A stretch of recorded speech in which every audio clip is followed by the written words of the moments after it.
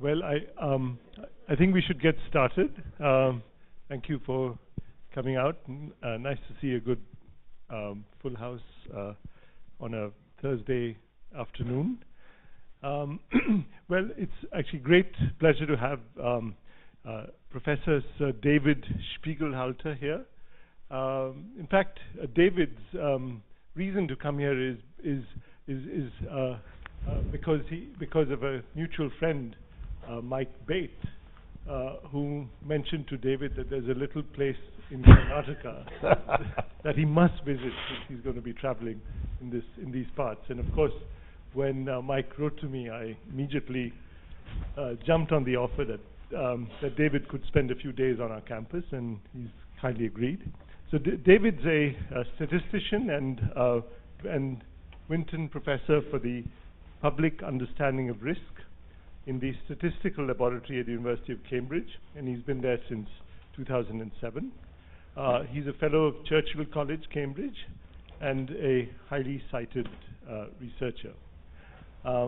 As a chair of this center, he works to improve the way in which risk and statistical evidence are taught and discussed in society. And this morning, in fact, we had a very interesting discussion with David about how does one discuss the uncertainties of all that we do in the climate where only certainties seem to matter. He was advisor to the Department of Education on mathematics curriculum, and has also been an author of several books on statistics. In fact, he is a mathematician who is a statistician by training and also interested in medical statistics. So in that sense, extremely relevant to some of the work that we do here. David and his team focuses on the appropriate use of quantitative methods in dealing with risk and uncertainty in the lives of individuals and society. And I think it's quite appropriate that he talks to us about some of this work at this time. Of course, David is extremely well acknowledged across the world. He has been elected the Fellow of the Royal Society in 2005, awarded an OBE from Britain in 2006, and was knighted in 2014 for his contribution to medical statistics. David. Oh,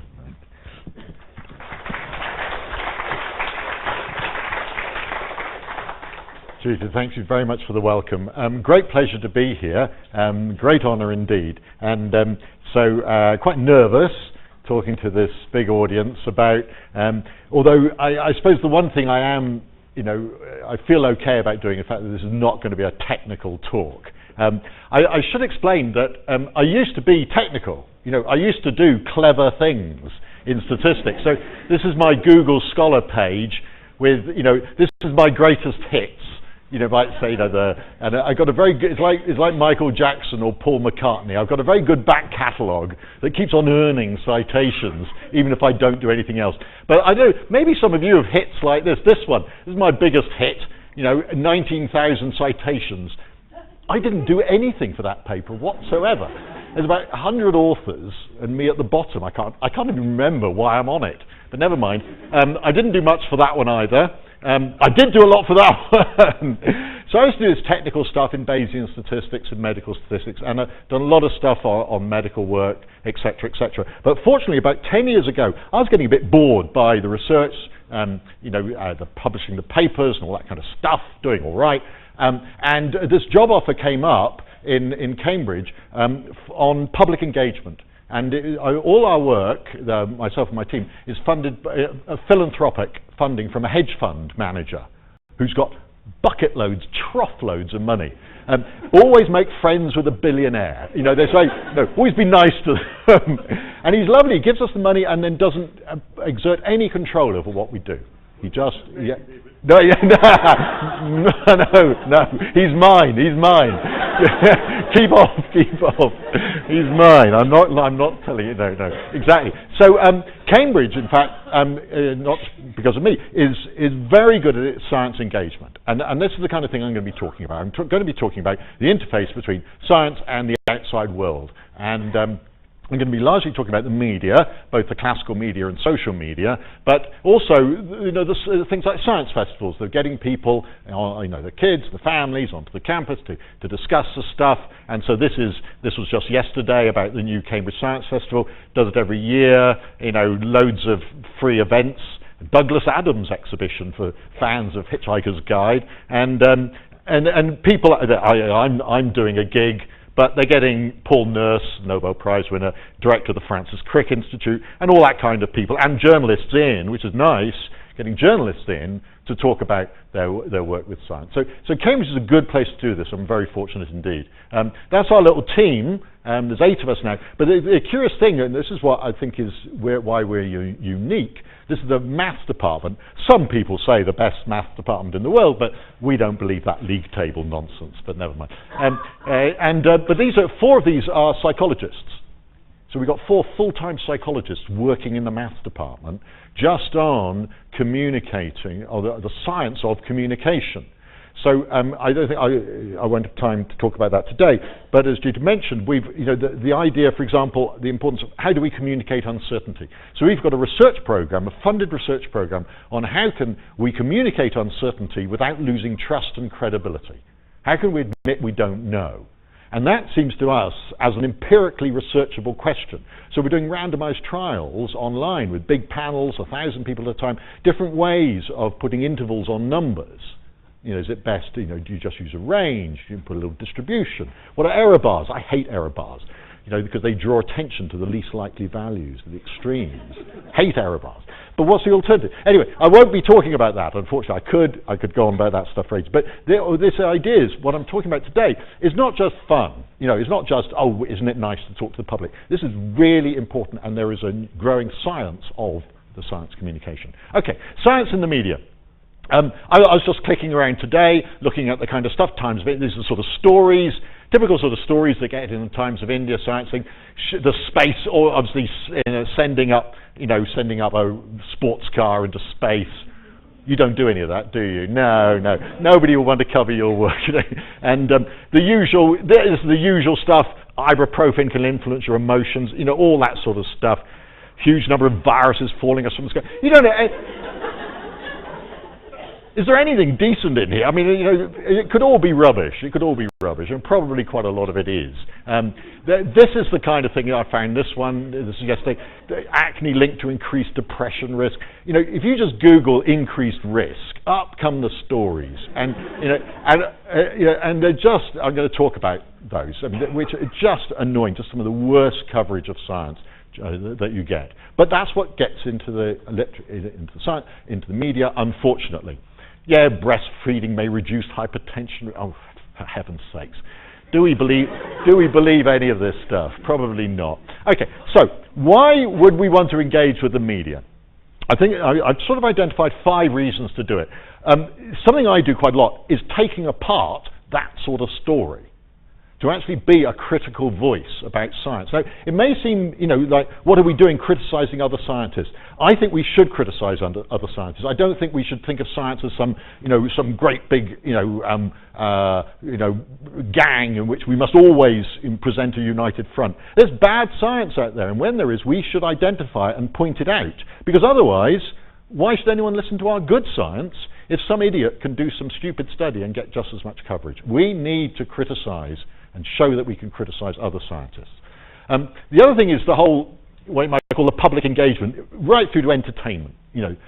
Science is cool, so getting out there, doing really quite low-level stuff just to engage people. But you might be engaging the kids who are going to go on and be big scientists. Lobbying for science, how important it is, lobbying sort of political establishment for science. Communicating our research is what, I'm sure would be your main interest, but I put it quite low, partly because I don't do any research. So, but actually, we are doing more now, and I want to communicate that. And this is the other thing, which is a bit like the commenting on news stories, but quietly more general, calling out bad practice. Again, being a critical voice and encouraging other people to be a critical voice.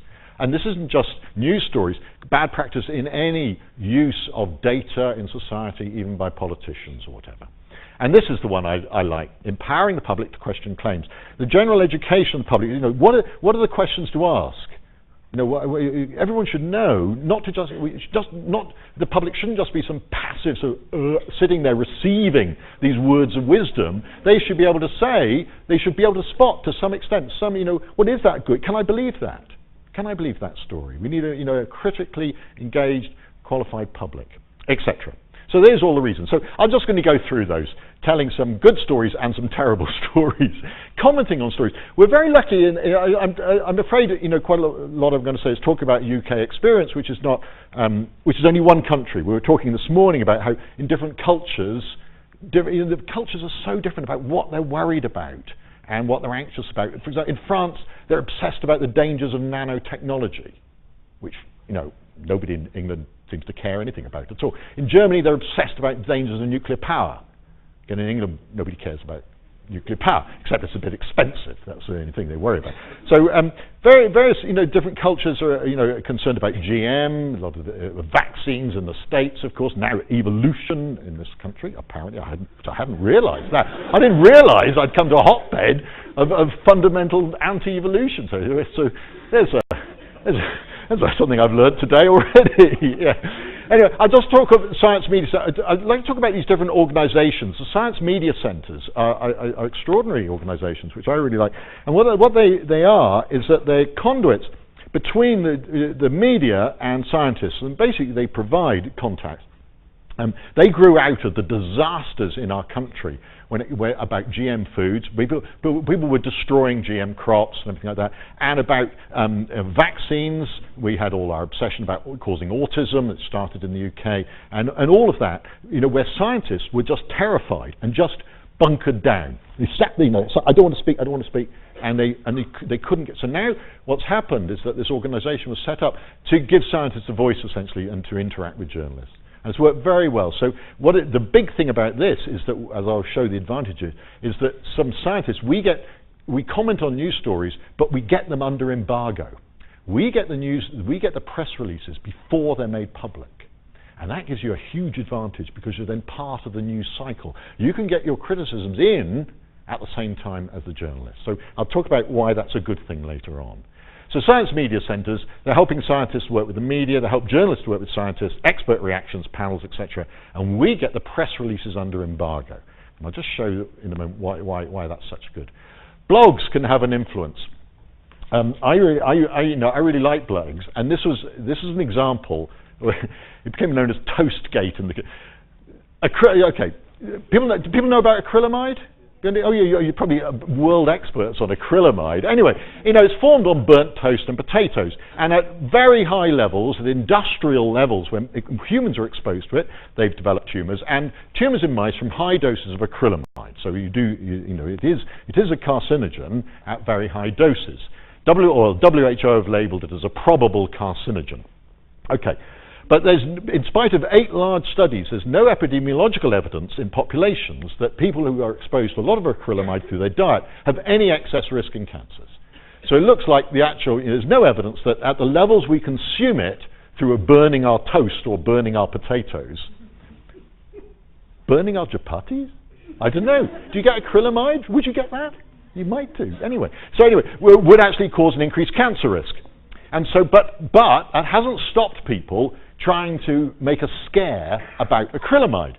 So on last January, a year ago, the UK Food Standards Agency, the official agency for food protection, launched a campaign saying that burnt toast, crispy roast potatoes were a potential cancer risk. Now, you may not like roast, but I love roast potatoes like that. I've spent years trying to make sure the oven is hot enough to make them like that. I don't want to be told they cause cancer. Times of India, overdone fries and toast can cause cancer. Nobody actually said that. Even the FSA did not say they can cause cancer. Or you could say, can cause cancer in mice if you give them a huge amount. But no. Okay, so this went around the world, a huge story. But I say fortunately, this was our blog on it. how dangerous is burnt toast. This is real toast. Toast was harmed in the making of this blog. This is not CGI. This is real. We took our life in our hands and burnt the toast. The point is, we got this story before it came out. Journalists sent it to us, and the Science Media Centre sent us the story to comment on, and we rubbished it. We really attacked the campaign, and we fed the story to the journalists before it became news. And we wrote, adults with the highest consumption of acrylamide could consume 160 times as much and still only be at a level that toxicologists think is unlikely to cause tumours in mice. So that's about 10 loaves of burnt toast every day, and you should still be okay, is the idea.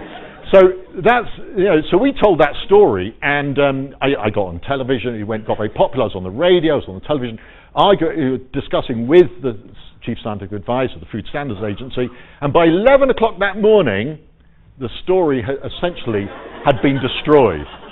We'd wrecked the campaign by 11, expensive campaign. It wasn't just us. Everybody piled in and said, this is nonsense, this is really dangerous. And the point is, and now claims there is no reason to worry by 11 o'clock that morning. So the point about that is that I think it's an important thing, that these sort of public health scares, oh, you shouldn't do this, you shouldn't do that, are really dangerous. They're very easy to do, anyone can say it, but I think they're extremely negative, extremely bad for trust in science. Why should anyone believe when they tell you that, oh, it's bad to smoke, or it's bad to not take exercise, or it's bad to drink too much? Why should they believe that when you're putting stuff like this out, which is there's no known risk at all, no measurable risk? So I actually think it's absolutely fair game to try to criticize this kind of thing, even though I knew some of the people doing it. So I think that's fair enough. Okay, using social media. I don't know what social media. Who uses Twitter? Oh wow, lots. Who uses Facebook? Oh yeah, like Instagram. Yeah, wow, cool. Oh, this is great. Okay, I use Twitter. I just use Twitter. I was talking earlier that Facebook. I haven't quite grasped Facebook. I really need to grasp Facebook. So I use Twitter. So for example, this was one of the tweets I did recently. We got a huge number of retweets, 1,800 retweets, about my maximum. This was just the Daily Mail, the big, one of the most popular British newspapers. They were trying to show a change from 0.6% to 0.7%. And that's how they showed it. A change from 0.6 to 0.7%. Yeah, good. Yeah. I mean, this is one of the worst bits of graph. We know if you want to make something look big, you cut the axis. A terrible, appalling. And but they replied to the tweet. They replied to say, "Oh, we didn't do that to make it look big. We did it because it was the default in Excel." Try it. Just try it. Putting 0.6% point and asking in Excel, asking for a horizontal bar chart. If you ask for a vertical, it starts from 0. If you ask for horizontal, it starts from there. Isn't that shocking? I don't know what's worse. I think I'd rather they'd done it deliberately, just use some awful, etc. So the point is, they're of course not the only ones. That's Fox News's way of comparing 6 million to 7 million when they want to make the difference look big. I could give an entire talk on Fox News. Oh, I was just thinking, let's do some bad graphs. Come on, while I'm here, go on, let's do bad graphs. What do you think of that as a pie chart? Really, that's not very good as a pie chart. I like that. What about that pie chart? Yeah, that's good. You think? I love it. They nearly got the idea. They're nearly there. What about 5 out of 10? I think for that one, for their grade, that pie chart. Actually, that's my favourite. Now, that's a scientific pie chart. I'm sure. That's the sort of pie chart. Like, yeah. Someone got hold of the danger of letting software into people's hands. That is. Oh no, this one. Yeah. Have you what? Yeah. Have you any idea what they're trying to say here?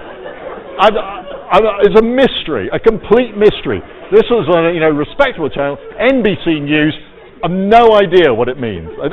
Like random numbers they put in. Nothing bears any resemblance to anything else. So anyway, so it just I don't think we know how concerned people were about the Zika virus. Okay, so then there's this area, which is what I try to do a bit of this. It's quite popular in Britain. So science TV. You know, we got our big David Attenboroughs and programs, and you know, because BBC make a huge amount of money out of exporting popular science television. And I've done a little bit of Brian Cox is our favourite sort of astronomical person, David Attenborough doing Blue Planet 2 and all that sort of stuff. So it's very popular, and it gets a lot of coverage in the UK, big viewing figures, popular science. I've done some, not as popular, of course. I did this programme, but BBC 4 was very good because they had academics, you know, ordinary sort of academic family, to present front programmes, not using celebrities to front the science programmes, is what you often get.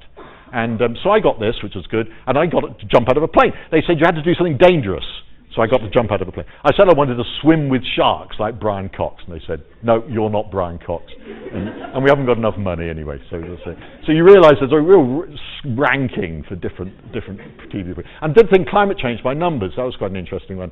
3 mathematicians and statisticians talking about climate change. But I'm not a TV person. I'm doing more radio now. Got radio voice, radio voice. But I'm not a TV person. So okay, lobbying for science. I'm not going to talk about this one particular. It's terribly important because this is about funding. You know, so there's a big issue at the moment in the UK about what's happening with this mess with Brexit, what it's going to mean. Actually, in our country, the UK government is extremely good at supporting science. We're I think because they just see it's so economically beneficial.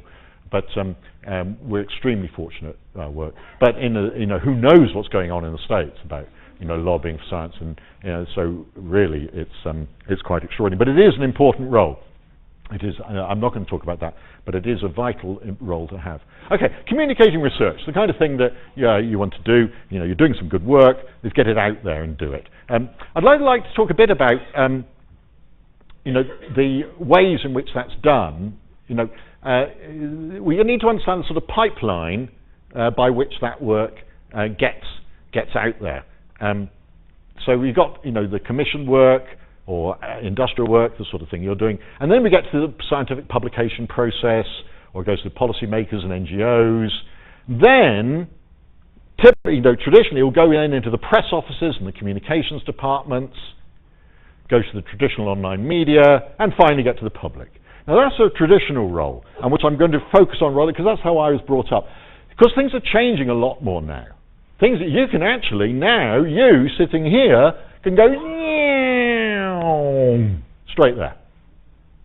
On your Facebook, on your Instagram, on your Twitter, whatever. You can actually buy your blogs, you can bypass all this stuff. So although I'm going to be talking quite a lot about this, because that's what I work in and what I come from, things are changing now in a very exciting way. So there's a lot of things I'm going to talk about. We can just avoid all this, and we can do it directly. But of course, as I will say, you have to be really careful with this. Because this, in a sense, this protects you from what can come back at you. And if you do it yourself, you lose your protection to a large extent. So every step filters and adapts the story. And that's another picture of that. What happens. Okay. So. I'd like to talk about press releases, because I think there is a problem with press releases. Here's a nice example. This was a really boring study, the sort of thing that they do in Sweden. I know it's unfair, but it's true, because they got fantastic registration, so they can link socioeconomic status with cancer registries very easily, and so they found that. We observed consistent associations between higher socioeconomic position and higher risk of glioma. Richer men get more brain tumours. Slightly. That's what they mean. That's what they mean. So only slightly, about small increase in risk. And they said it could be an artifact because richer people get better health care, more likely to be diagnosed, and so on. So it could be maybe no causal factor at all. Yeah, but that wasn't exciting enough for the press officer, who wrote a press release saying high levels of education linked to heightened brain tumour risk. Yeah, I think you're going to guess what's going to happen next. And then this gets past the journalists, and in the Daily Mirror we get, why going to university increases the risk of getting a brain tumour? Which I think should be very worrying for your people in this audience. Yeah. So you've got this completely nonsense headline growing out of a very respectable study.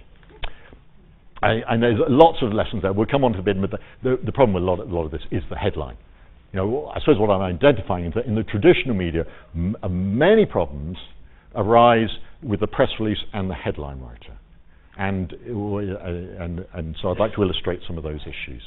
So the importance of framing. We're talking about now storytelling. And I'm a statistician, so I try to tell stories with numbers. And what I've realized is that, and a lot of people have said that, Nate Silver says this kind of thing, from 538, numbers don't speak for themselves. You can change them, you can change the tone. They're not cold, hard facts, numbers. They're actually soft, fluffy things, I think. You can merge them, meld them, you can make them look at one thing. I was thinking, I'd be no good as a statistician if I couldn't make any number look big or small. I could change your emotions with the story. So here's a nice one. Here's another really boring study in Nature Genetics, genome-wide association study, and it's found that 10% of people have a genetic variant that reduces the risk of high blood pressure. A boring good news study. Who cares about that one? How's that going to get any coverage? Well, I'll tell you the way to get that coverage. You get a really clever press officer who turns it into a story in which 9 in 10 people carry a gene which increases the chance of high blood pressure. You realize what she's done? It's exactly the same data, you just flip it. You just flip what you mean by the genetic variant, having or not having. Isn't that clever? It's like in a regression recoding the 0, 1 to 1, 0. It's just changing the baseline. So that's right. So that went, lots of coverage around the world. Big, kudos for the scientist, for the press officer, for a completely manipulated story. So what they've done is taken a positive frame and turned it into a negative frame, in the sort of language of Danny Kahneman and the whole, thinking fast and slow idea. We're changing the emotional impact of that number purely by changing its content, the way it's expressed. So, I don't know why I put that. Oh, I know why I put this one in. Why Marmite could prevent. Do you know about Marmite? Yeah, it's the thing that people love or hate. Who likes Marmite? Yes. Who hates Marmite? Yes, right. Okay. It's revolting stuff for some people. Anyway, it's got a lot of vitamin B2 in it. That's the point. And this was a study in Australia that showed that in genetically modified mice, vitamin B2 might prevent miscarriages. So they changed the gene. They gave these mice a gene that causes miscarriages, and they gave them a high dose of B2, and to a certain extent prevented them. So that was the thing. The press release did not mention the word mice once. They did say animal model, so you had to know what that was to realize it was only about mice, and it was only about genetically modified mice. So it was miscarriages only if they're due to a genetic fault. So this is one of the worst stories, I think, the worst examples of a story being propagated from a completely inappropriate press release. And there was a very respectable paper, but clearly the scientists and the press office just didn't seem to have any contact at all. And in fact, there's been, this has become an object of study in the British Medical Journal, the association between exaggeration and health-related science news and academic press releases. And showing that, they looked at press releases from UK universities and showed that 40% contained exaggerated advice, 33% exaggerated causal claims, 36% blah, blah, blah. So essentially, the majority, what they found was the majority of misunderstandings in the press were already in the press release. Now, every faith this won't happen here, I'm sure, but it is something to watch out for. And that a lot of them don't, and what I suppose I'm saying is don't blame the journalist all the time. Don't blame the journalist. So because the journalist is in the middle, and as I said, the press release, the editor who writes the headlines is where the other problem arises. The clickbait headlines. Everyone wants their article read, everyone wants it clicked on the online magazine or whatever it is. So this is an example of some terrible headline. This was good headline writing. This was a recent story from September on the fact that people did a big review and found out that they were looking at the drinking alcohol during pregnancy is a bad thing. At high doses, it definitely causes a problem for the baby. At low amounts, it's a glass or two of wine a week, what they found is that there's very little evidence that it actually causes any harms. It would be difficult to find that evidence. But the people have tried, and very little evidence. So the advice given in the UK is pregnant women shouldn't drink alcohol at all. But they do say in the UK, but that's based on a precautionary level to be on the safe side. So they don't claim, in general, that it will cause harm. Just to be on the safe side, don't drink during. So so here's another good headline: little evidence that light drinking in pregnancy is harmful. And then the Times, what's supposed to be a good newspaper, on the front page said, light drinking does no harm in pregnancy. Whoa. Now, I don't think it's a really big intellectual jump to realize those are two different things. No evidence that it does harm is not the same as that evidence that it does no harm. And I think the editor knew that. The journalist certainly did. The point is, the journalist was very good, was extremely good. But the editor put that headline on. They put it in quotes as well. Now, the problem is, first of all, nobody said that at all. It's not a quote from anybody. Nobody even thought it or suggested it. So it was not only just a made-up quote, it was a made-up idea. Nobody said that. The only person quoted in this article is me. So that I was pretty fed up about that, because it suggests I thought I said that, which I didn't. So anyway, there were a lot of complaints, and this is, not just me, everyone's sending. So a week later, they write a little apology on page 34 in small print for essentially putting a lie, no other word for it, on the front page of the Times. So I've got my own little campaign against this, but it is outrageous. I think, we have some press regulation in the UK, and it should cover that, the actual, fake headline, fake quotes. Fake quotes. Anyway, so this is a problem. And I suppose what I'm saying, and I'm going to warn about this, is that no matter how much you work with a journalist and how much you work, you can end up getting that sort of stuff shoved on top by the editor. Now, social media, as I said, you can bypass the journalists. You can bypass all this stuff. Get straight to your audience. It's very exciting. Facebook, Twitter, Instagram, you can reach a huge audience. You still need good content. You've got to be careful. You need good content, of course. And this is the business that it does expose you personally and directly to pushback. If you start talking about stuff, even if you think it's innocuous and harmless, there'll be people out there who think that this is part of a conspiracy to do something or other, and will come back at you. So I suppose in these situations, I think it's great, blogging and whatever. But you do need. It's best to do it very carefully and with support from colleagues, because it's very upsetting, I find it to get abusive tweets back, or even threatening you could get back. It's very nasty, very unpleasant. So I think that one does need good, in a way, emotional support and for dealing with this kind of thing. Or if you're not upset, just ignore it. It's the easiest thing, just ignore it. But actually, that is quite tricky. So there's a warning. So just improving the way science is communicated. I think we mustn't wag our fingers. It's this scientific rationale. It really irritates me. Many of my colleagues say, oh, well, aren't people irrational? And I think, well, no, you're irrational. We're all irrational. No, we're human beings. We all think in different ways. We all got our feelings and our emotions and our things. So this business of we've just got to tell the public that, essentially the public are stupid and they need to be educated and then they'll agree with us. No, that's known as the deficit model, and it's completely out of date, and it's anachronistic, and we must be very conscious all the time of not ever slipping into that. We need to treat the public with respect. We're all human beings. They have different capacities, they have different education, different levels, but the idea somehow that if we just tell them about science, then they'll agree with us and come on our side. No, that's hopeless. We've got to admit uncertainty. I think we do have to admit, and we've got to do it carefully. We've got to know what we're doing. We mustn't, as I said this morning, we mustn't counter Trump, by trying to out-Trump Trump. I don't think that's the right strategy. We have to be more honest. We have to be the honest ones.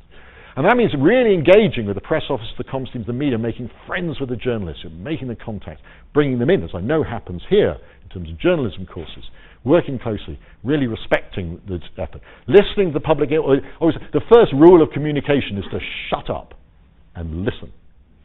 What are people interested in? What are the capacities? What words don't they understand? In your line, you've got a lot of technical stuff. What do people actually understand? What other ways could you phrase things that would work? And to look at how other people do it. How do other people tell that story in a way which they understand, but not by using the jargon? And what are people worried about? Partly that, one of the things I was talking about this morning is what you might call this idea of inoculation against conspiracy theories or something like that. And that's the idea, is that you should actually, terrible thing to say, you should be there in there first, telling people about what conspiracy theorists and anti-science people will say. You have to actually be in there first. and give people a little dose of it and say, but there's people going around saying this, but it's not right, and tell them why it's wrong. And this is people are now working on this as a way of countering fake news, this idea that you inoculate by actually being in there first. What I call it preempting misunderstandings. I said this morning that people have said, accused me, you're spinning the story. I said, I'm not spinning, I'm preempting misunderstanding. That's the phrase to use. That's the respectable phrase. Okay, and have some humility. We've got to be respect audiences, et cetera, et cetera. So the other thing is we should be impartial. We can have agendas. We got it about what we feel the planet should happen, what we feel should politically, but we must try to keep them separate from our professional work. That's difficult, but I think to keep the respect of the audiences for science, we have to try to be impartial. We can work hard at education, trying to improve guidelines. We've got to tell better stories. We don't want people to read the stuff. We've got to use better, what I call this idea, perspectives. Better storytelling, analogies. Things that grip people and try them out and they don't work. We've got to be better storytellers. So here's an example, I think, of the way that we've been trying to do it in risk stories, not just us. Here's a terrible risk story. Bacon, ham and sausages, which many of you will never eat, but never mind. Bacon, ham and sausages have the same cancer risk as cigarettes, warn experts. Well, they don't have the same cancer risk, and the experts never said that. So, that is a completely stupid headline, but it's unsurprising because it was a terrible press release. It didn't make clear, this is the WHO, that, and this is actually correct. It said, no, it's not correct. It said, what the WHO did was put bacon, processed meat, in the same category as cigarettes. Not in terms of how carcinogenic it was, but in terms of the evidence that it was carcinogenic. It's almost like, they put it because it's got a similar p-value, not because it's got a similar effect size, if you want a technical description of it. But however, people interpreted, it's in the same category as cigarettes, so it must be as dangerous as cigarettes. No. But they didn't preempt that misunderstanding, in spite of people for years telling them that it'll be misunderstood. They took no notice. Terrible miscommunication. So when at the bottom of the press release, you finally find out how carcinogenic processed meat is. And what they said is that 50 grams of processed meat a day, which is more familiar to us in the UK, is about a bacon sandwich or a couple of sausages, is associated with an 18% increased risk of getting bowel cancer. Okay, so that's the risk. Do we care? Is that important? Okay, let's believe it for a moment, because it's probably roughly true. So how do we know, do we care? No, that's a terrible way of telling a story. It's actually what's called a manipulative frame for telling the story, because this use of relative risks has been shown, again, in empirical studies, to exaggerate the importance of risks. This doubles the risk of something or other. Well, twice nothing is still nothing, twice almost nothing is still almost nothing.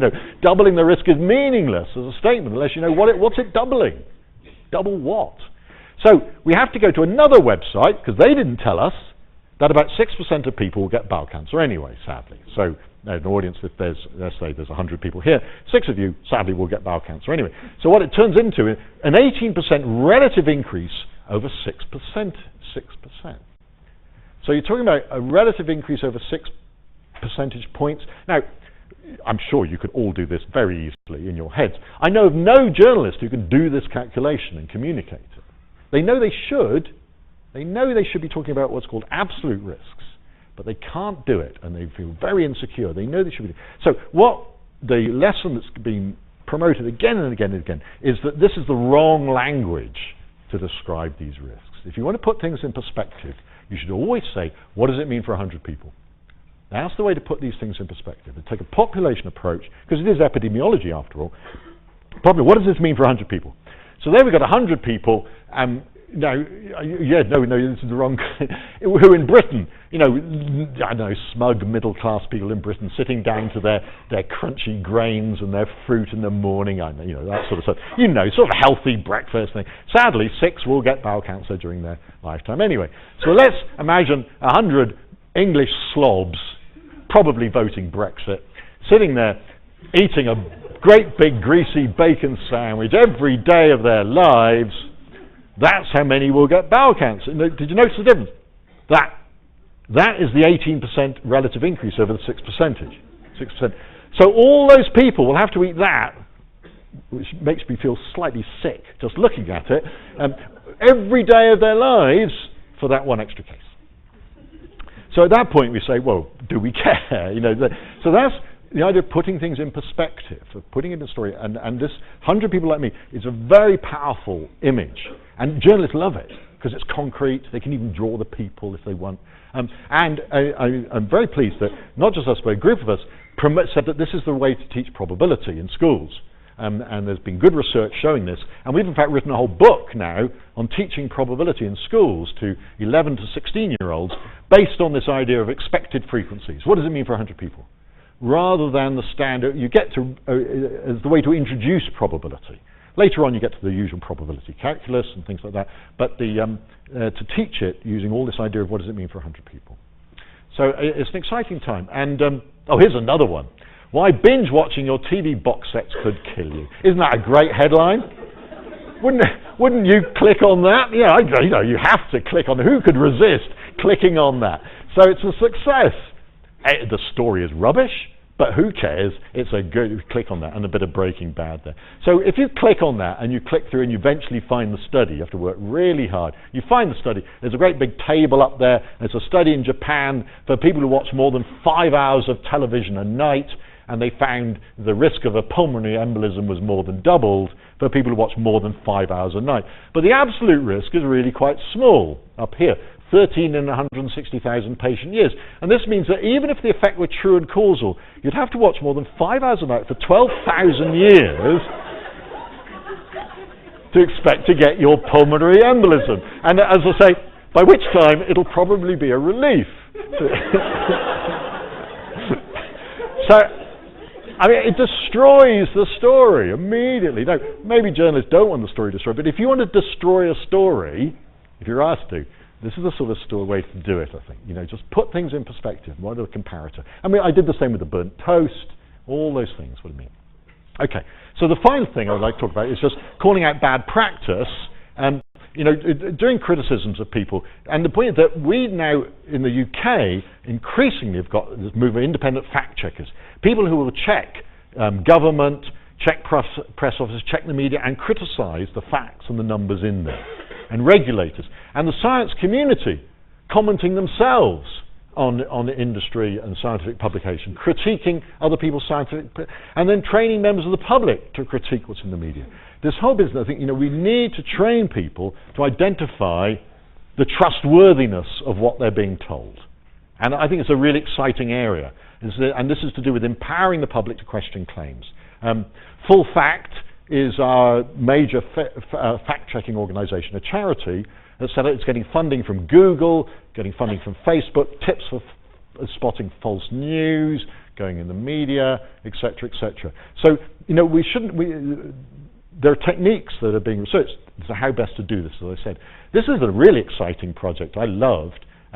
This was teaching primary school kids in Uganda to check the reliability of claims about treatment effects, false claims about medical treatment.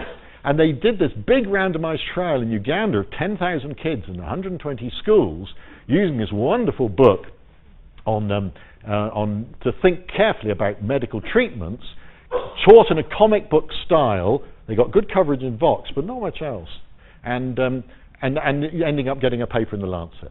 And we're, in fact, I'm very lucky working with the BBC. We're making a World Service documentary about this program. I'm going to Uganda next month to film in these schools. And we've already been to California to film American school kids, 16-year-olds, being taught about how to spot a fake website, that's been put up as a front for another organization.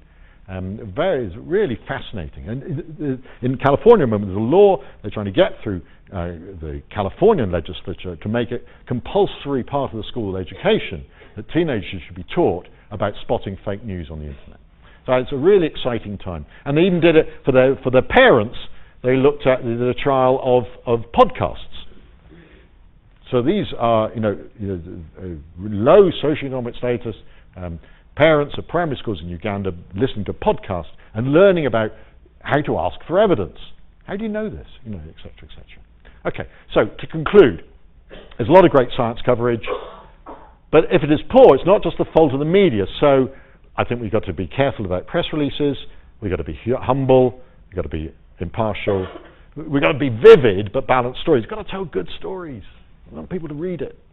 And two, I think everyone, we're publicly funded or philanthropically funded. We should try to explain what they're doing on a website. Some scientists should engage the media. Not everyone. It's not open to everyone. Many of my colleagues in the maths department in Cambridge, you can imagine what they're like. You wouldn't, you wouldn't want to let many of them loose on the public. But some remarkably are very good. So, no names. But so some are very good, and so I think many people, young people, do want to engage with the media through whether it's traditional or social media. But you need training, incentives. It's got to be, whether it's actual incentives or at least a lack of disincentive from institutions and senior staff, encouraging from funders and senior staff. Because when it comes to promotions and job applications, is it going to help you to say, I've done this blog, I've helped with this science fair, I've been quoted in this article, I worked with this journalist in this article? I think it should help. So that's a responsibility of the institutions. You need to understand the news cycle, and you've got to expect some failures. Okay, so now we come to the failures. Okay, talking to journalists. I've been doing this, and I was a complete amateur when I started, and I'm still bad. But I've made me very careful of just a journalist who says, "Oh, I'd just like to talk to you about your research."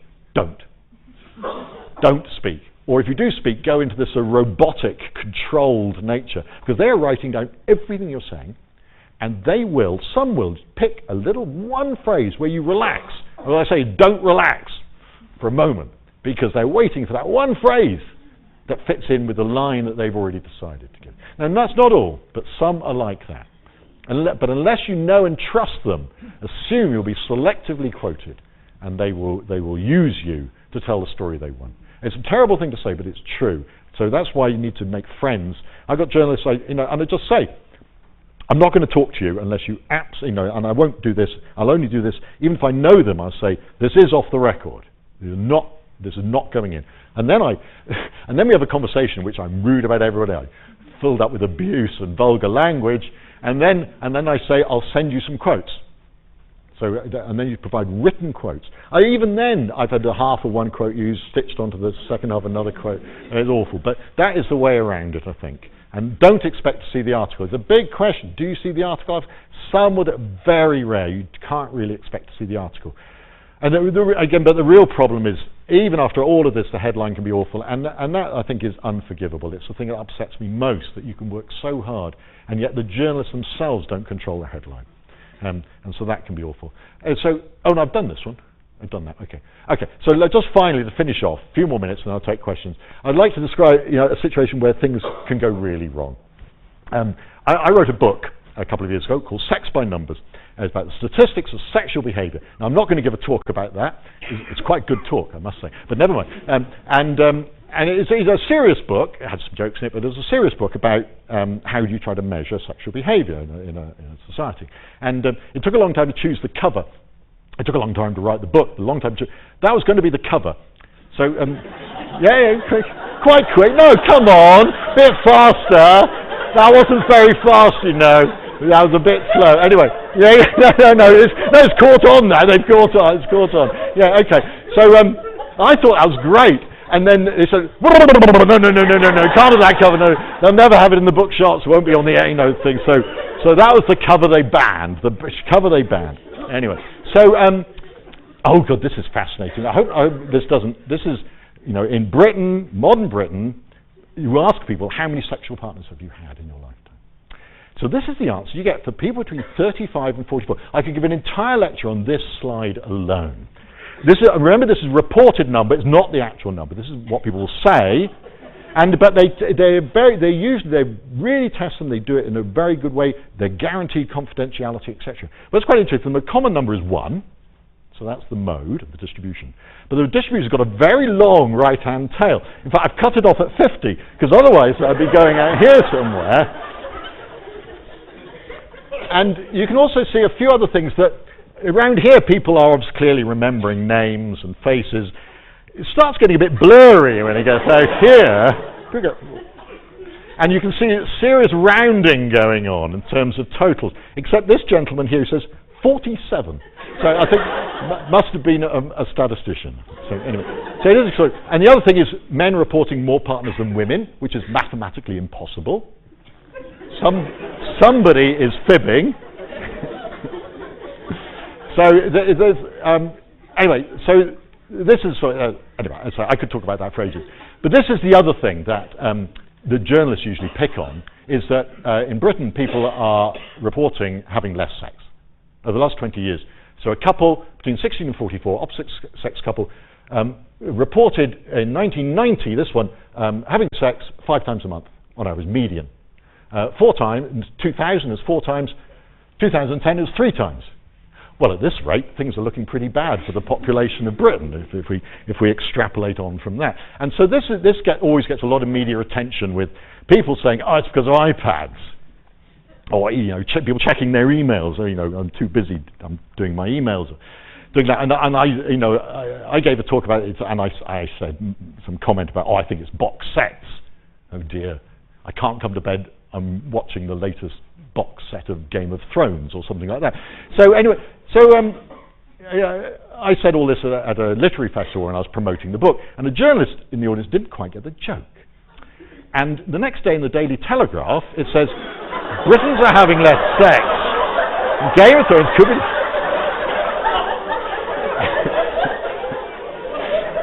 in the Daily Telegraph.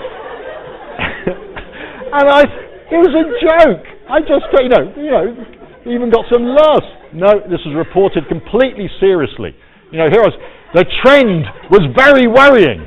And if current trends continues, couples would not be having any sex at all by 2030. And I said, no, it was a joke. It wasn't a very good joke. It wasn't a bad joke. No, really. Reported absolutely seriously what I was saying. And I thought, oh no, this is just disastrous.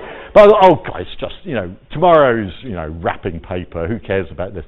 What I didn't realize is how the modern media works. And the modern media works essentially by copying other media. So if somebody says something, somebody else reports the story, and they don't have to check it, they just say that the Telegraph said that. So by the next day, in Newsweek, we had "Is Game of Thrones ruining our sex lives?" And then Dublin, couples will stop having sex by 2030 due to the large rise in TV ratings, with my name on it. This is my favourite. Sex will be obsolete by 2030 because we have Netflix, according to one lone scientist.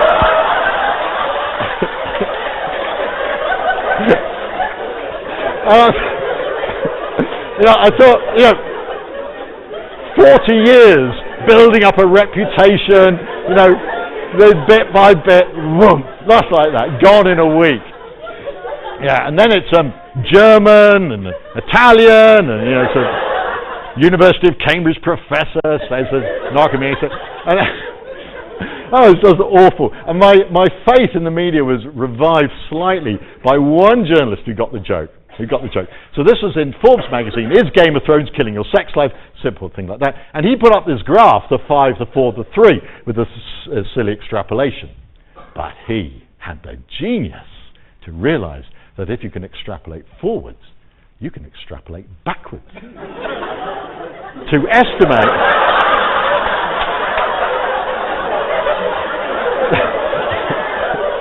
that in the year 0, people were having sex 200 times a month, which just goes to show that statistics can prove absolutely anything. So, thank you very much indeed.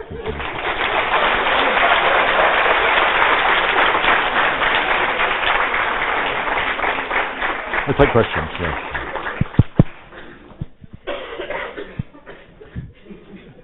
Questions?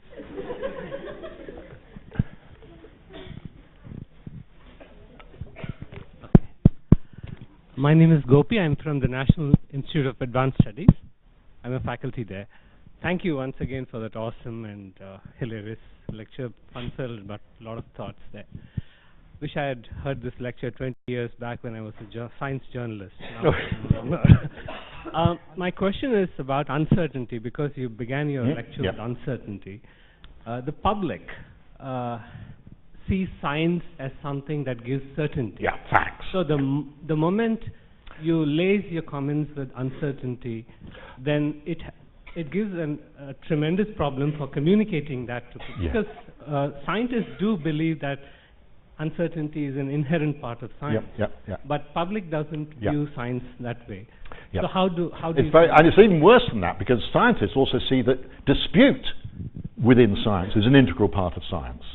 That people disagreeing with each other, we all do it. We got within our professions, we disagree with each other, and that's a really integral part of science.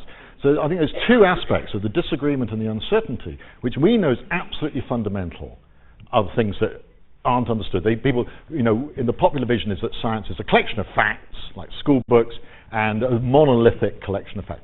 It's really dangerous. We have to do something about that image of science. And because it's extremely dangerous, I think, because it leads to people thinking, oh, scientists will say one thing and they think it's a fact, and then, of course, things might change, and you say something else. And, well, suddenly this fact is no longer a fact. Who can you believe? Why? So you might believe anybody, and especially you might believe the people who say, we're certain that there's no evolution, that, vaccines cause autism, et cetera, et cetera. No, it's very dangerous. So I think this is just about one of the most essential issues. One problem, if I may add, is that in the context of climate change, Yeah. when policy action is expected, Yeah. expect that we have to wait until we have the No. You have to wait forever. No, yeah, but you shouldn't pander to that. You shouldn't say, like climate activists that have been far too certain. And then what's happened is that the glaciers haven't done exactly what they said. Things are different from what they said was going to happen. So and then I think what do you say? What does that do to your reputation? So I think you can't. For a start, you have to say you don't have to wait until things are disastrous before you do something. We all act in order to avoid disaster when we take insurance, when we take precautions. It doesn't mean because we're certain there'll be something if we don't do it. We all act to reduce things. We don't wait for certainty before we act. So we just have to say that, and to pretend, oh, we are certain this is going to happen. No, it'd be completely inappropriate, I think. And but the crucial thing is, how do we do it without losing trust? And again, I think that is, as I mentioned before, an empirical issue. What language do you use? I've seen people do it very well in Britain, who were heads of agencies, who were very open about when they were. It was all the business about BSE and cows and the dangers from eating meat and that sort of stuff, and said that we don't know. We don't know what the risks of this are. The first thing, but we do know this. Blah blah blah. We do know this, and this is what you can do, and we're going to come back. We're learning, and we will come back and tell you. So in other words, you admit that you don't know everything, but you're very clear about what you do know. Similarly, with disagreements with science, climate scientists disagree all the time about things. So they can, and I think that's fair enough, but they should make sure they really communicate how much they do agree on, and not to overemphasize the disagreement. So I think that one can admit uncertainty, but it must be in a package of what you do know. Just because you don't know everything doesn't mean you don't know anything. And you need to really be firm about what you do know. But you also have to say, well, but we don't know everything. We don't know this, but we're working on it. This is what we're working on. This is why we need more money. I have a question and a request. The question is, with the new ideas of deep learning and stuff, do you think there is going to be a time when automatically we would have our websites telling us, hey, our algorithms say this is fake news, or person Google are supporting an automatic fake news detecting thing, working with full fact on that. Different people have got different strategies. Facebook, for a while, we're looking at people reporting, unreliable information. The idea that you can automatically do some fact checking, people are working on that. Google are investing on that right now, that you might be able to automatically fact check just by somebody says something and check. It's quite difficult. You can search the whole web. If it's a simple thing like what's the population of somewhere, and you can check that it's wrong by looking on Wikipedia. So there's simple things like that. But more, and actually a lot of the time, the fake news is not an actual lie. It's it's a distortion, it's an exaggeration, it's selective reporting. Only telling one little bit of the story, so what you say might not be wrong, but it's taken completely out of the context. And I think that's very difficult to judge. Partly because the difficult thing is then asking, what am I not being told? What is not in this article? And I don't know, an algorithm that could spot what they're not being told will be very clever. So I have a request. You said a lot about press releases. If you were going to give a couple of thumb rules on how do you write the headline, because you said the problem was the headline, what? Oh, it's not my job. No, that's a real skill. No. I would love to. Somebody suggested actually that we in our group should work with journalists because, like the uncertainty business, like exactly what you said. The point is that it's not our job to work out how to say that. We should be employing people to work out how to say it, how to express uncertainty, who are skilled at journalism, skilled at storytelling, and then evaluating that on audiences. This is such an important issue. It's too important to be left up to us. It's not our job. It's not what we're trained to do. So we need help in this stuff. This I think. What about studies sponsored by corporate bodies? For example, 20 years ago, I think there was a report that based on a sample of 36,000 people, that moderate drinking is good for you. Right. And I strictly followed that advice. And you stuck to it. So, this was a study that was sponsored by Johnny Walker. Yeah. And that doesn't come in the news report. Yeah. No, that's, again, anybody, is one of the things, I talked about training people. The first thing to identify is, why am I being told this? Who is behind this? It's one of the first things. And you can teach school kids that. All school kids should be taught, if someone tells you a story, who's behind it? Who wants me to know this? Who's paid for this? Etc. It's terribly important. And it should be obvious. If they're keeping it quiet, that's actually really bad practice. And because I haven't picked on those, but there's some wonderful stories where you look at the bottom about who's promoted the story. And surveys, almost all surveys in newspapers are fake. There are whole companies that exist there that say, we'll do your survey for you and get whatever answer you want. And there's whole companies that exist to do that. So I think it's very important we don't overuse this direct science to public route because we appear self-interested, self-promoting. And journalism at its best serves as a sort of critical view of this. And long-form journalism does well. And it's only because journalists have a 24-hour news cycle that it sort of fails. So I was wondering, since you've showed all these examples of where things can go wrong, what proportion of time do they go correct? Yeah, I know. It does seem unfair. I pick on the ones that goes wrong because you get more laughs. There are a lot of good stories. I don't know. There are, and I should feature good stories more. I know you're absolutely right.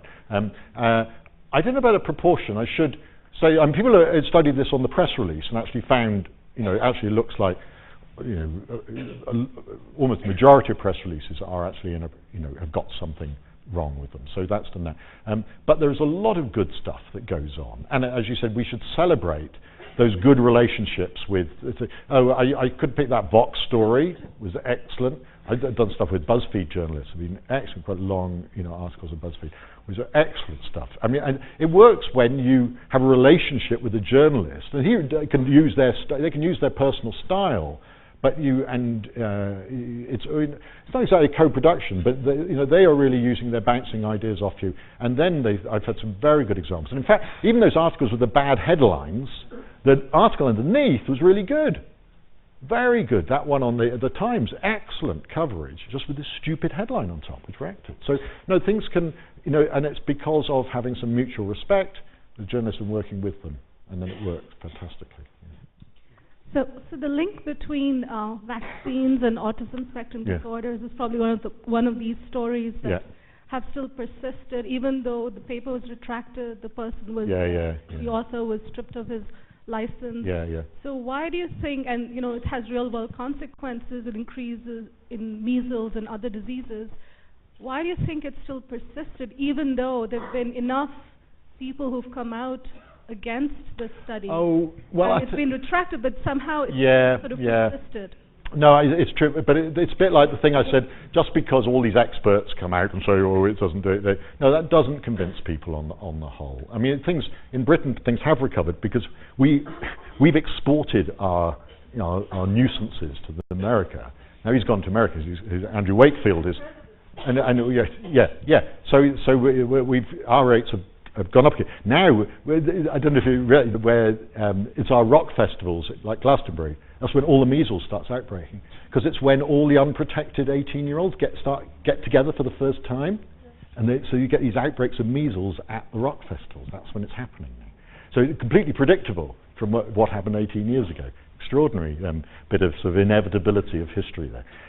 No, I think things do recover, but people do make decisions. They don't do it because of careful considerations of the harms and benefits of reading the scientific. They make from emotional judgments depending on what's going on around them, what their culture is, what sort of group of people they're in, and what that group is feeling. And people can have suspicions about science, some quite deep-rooted in general. Just I don't like this, and so they'll use the vaccine thing as an excuse for just not doing something that they don't like the idea of.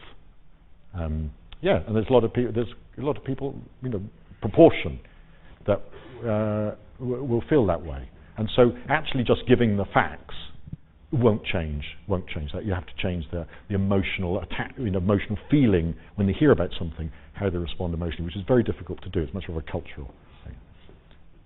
Should scientists be fact-checking articles that journalists write before they get published? So some sort of fact-checking before the article goes out to press. And does fact-checking usually lead to better science reporting, or is it more against the ethos of journalism per se? Yeah, I mean, you could say they should, but very few journalists will will send you an article through. I get some who do, will send especially if they're a bit uncertain about stuff and they want to get it, the better ones actually will send stuff through. But it's usually done, this is being done at 3 o'clock in the afternoon, usually for 4 o'clock then, so it's being done by email. This is not, because this is the daily news cycle. Now, it's different. It's very different if you're doing working with a long-form journalist who's doing things, writing more like a magazine article, and then you're much more likely to see and work and check. He's going to check it with you and things like that. But the daily news cycle, where this I feel sorry for them. They've got to do about 4 stories by 4 o'clock. They're not going to be sending it back to you to look at. So we have to realise the pressures that they work under in those circumstances. But again, I actually now feel it's better, unless you trust a journalist, it's better not to speak to someone than to work with someone who's untrustworthy. I'd much rather just not deal with them. Yeah, I have 2 questions. Going wrong with media, is it more in science or generally it happens? Oh, outside science, you mean? No. Oh, sorry. You said what possibly could go wrong. Oh, what could go wrong? Oh. So whether my question is whether it is more in science or generally it happens for anything that is reported. Oh, I think anything. Think of celebrities. I'm not talking about, but think of how they're reported and how they. The second part is having realized that this is what can be. What is being done to educate people to communicate better? Yeah, I think no, exactly. There's lots of different things. I think that in terms of the scientific community, I think we've got to empower and encourage, especially younger scientists, to be actively involved in this, especially in terms of their blogging and their working with their institutional communications team to get stories out there in different ways. And special effort made in UK or Europe? Well, there are educational courses that they run. Here they do journalism courses here. Annual is every year, isn't it? Yeah, and there's courses in the UK and things like that. There's not enough. There's different things. There's training journalists. We do a bit of that, and some goes on. There should be more. There's training scientists to work with the media. We've got the Royal Statistical Society. We've started a program we call RSS Ambassadors, where we train 10 younger statisticians every year to essentially be spokesmen and to go and we give them media training, because that's the other thing, getting media training.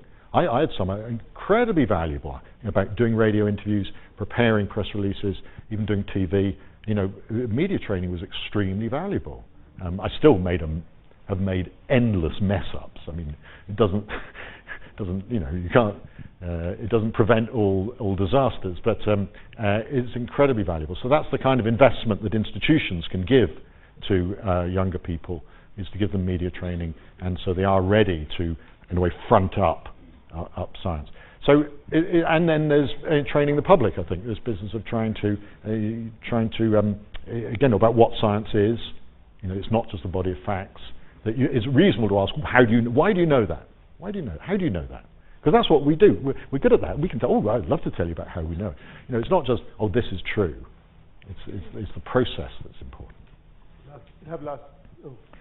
Last question from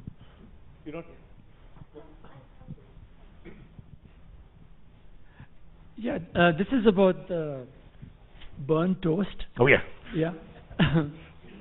So I mean, it's very plausible because the Japanese love to eat burnt fish, and it's known that they have high rates of stomach cancer. Stomach cancer, yeah. But I think that the substance implicated there is benzopyrene and not acrylamide. Mm-hmm. But my wife has been trying to make me give up eating burnt chapatis. Oh, really? What do you say to her? I love it. And you love your burnt chapatis? I love burnt chapatis. And I eat that. Don't we all love burnt chapatis? But, okay. I mean, it's plausible that, I mean, if burnt fish is bad, burnt potatoes could also be bad. Yeah, but as I said, I could send you the references. You could give them to your wife. These big epidemiological studies showing that people eating a lot of, apparently with high levels, because people know dietary acrylamide. People know what the distribution is in the population about the intakes of dietary acrylamide, and there's no evidence that the top end of the distribution are getting any more cancers than the people at the bottom of the distribution, when you allow for other things. So I think that's the only way to see it. So there's some toxicological evidence in mice, but there's no epidemiological evidence at dietary levels. So I think that's what I would say to her. Well, on that note, let's give David a big hand again. Thank you.